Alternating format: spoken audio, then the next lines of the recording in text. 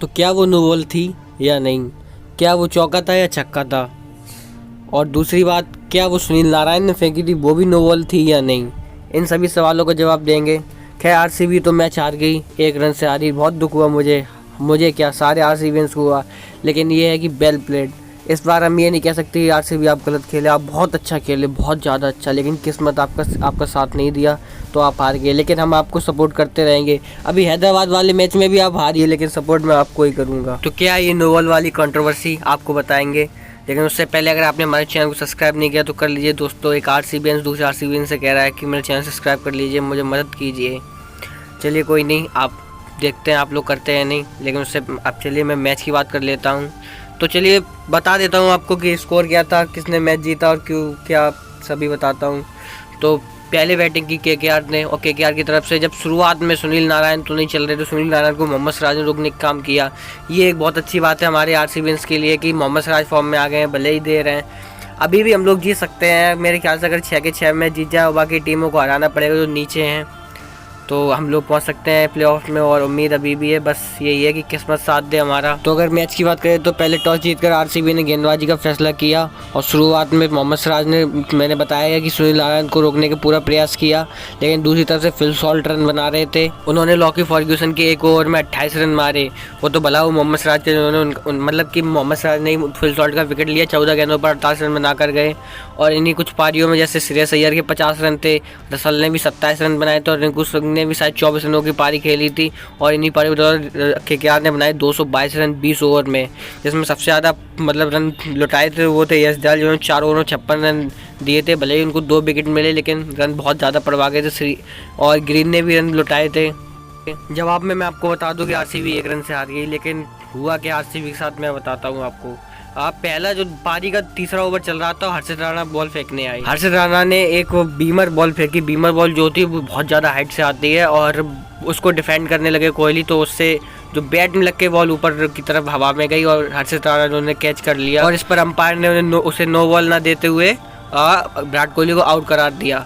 तो जब विराट कोहली ने ये देखा तो पहले तो थोड़ा चौंक गए, फिर उन्होंने रिव्यू लिया। रिव्यू में भी जो थर्ड अंपायर थे उन्होंने भी नो बॉल नहीं दी उसको, और ये बात सोचकर विराट कोहली थोड़ा, उन्होंने अंपायर से बात भी की, लेकिन जब आउट दे ही दिया तो डगआउट में चले गए वो। देखा जाए तो अगर एक बॉलर बीमर बॉल फेंकता है तो पहले तो बॉलर माफ़ी मांगता है, उसके बाद कप्तान का ये हक बनता है कि आप खिलाड़ी को वापस लाइए, लेकिन श्रेयस अय्यर ने भी ऐसा कुछ नहीं किया। खैर छोड़िए, अब क्या ही कह सकते हैं।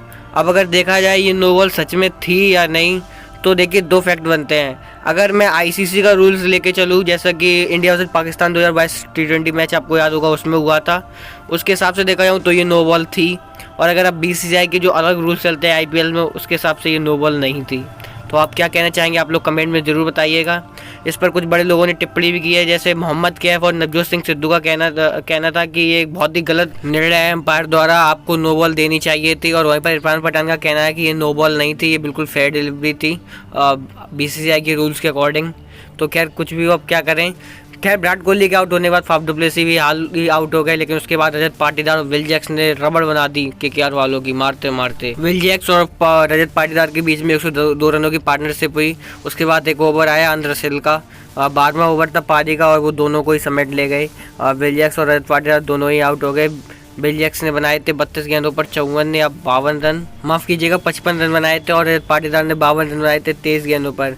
इसके बाद तो पारी ढह ही रही थी। सुरेश प्रभु देसाई ने कुछ देर रोकने की कोशिश की, 18 गेंदों पर 24 रन बनाए।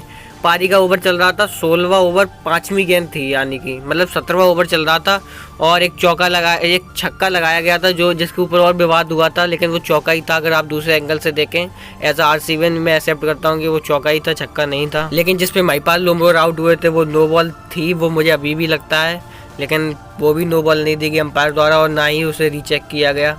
चलिए कोई नहीं, किस्मत ही खराब थी आरसीबी की। उसके बाद दिनेश कार्तिक ने कुछ देर पारी दी। आखिरी ओवर में आरसीबी को जीतने के लिए चाहिए थे 21 रन 6 बॉलों पर, और विकेट एक ही बचा था, 9 विकेट गिर चुके थे आरसीबी के। इस ट्रैक पे थे करण शर्मा, और उन्होंने जो मिचेल स्टार्क को मारा है, रबड़ बना दी मारते मारते। 3 छक्के दिए, और 2 बॉलों पर 3 रन चाहिए थे। अगर वो कॉटन बोल्ट ना होता मिचेल स्टार्क का मकरन शर्मा पे तो आरसीबी जीती गई थी। सॉरी गाइस, आरसीबी को कहता रहो, आरसीबी को सपोर्ट करते करते मानसिक संतुलन हिल चुका है मेरा। 8 विकेट गिरे थे, एक विकेट करण शर्मा गिरने के बाद भी 1 विकेट रह गया तो 9 विकेट हो गए थे। और एक बॉल पर जीतने के लिए 3 रन चाहिए थे। लॉकी फर्ग्यूसन स्ट्राइक पर थे। ये अलग ही राइवलरी थी न्यूजीलैंड और ऑस्ट्रेलियन की। तो मिचेल स्टार्क ने बॉल फेंकी, थोड़ा ऑफ पे थी और लॉकी फर्ग्यूसन ने शॉट मारा, लेकिन उस बॉल पर 1 ही रन आया और लॉकी फर्ग्यूसन रन आउट हो गए और आरसीबी ये मैच 1 रन से हार गई। बाकी आपके क्या विचार है कमेंट में जरूर प्रकट कीजिएगा दोस्तों। कमेंट में जरूर बताइए कि क्या वो आरसीबी मैच रियलिटी में आ रही है, ये बेईमानी हुई है उनके साथ। चलिए दोस्तों, हम लोग आपको मिलते हैं अगली वीडियो में, तब तक के लिए जय हिंद।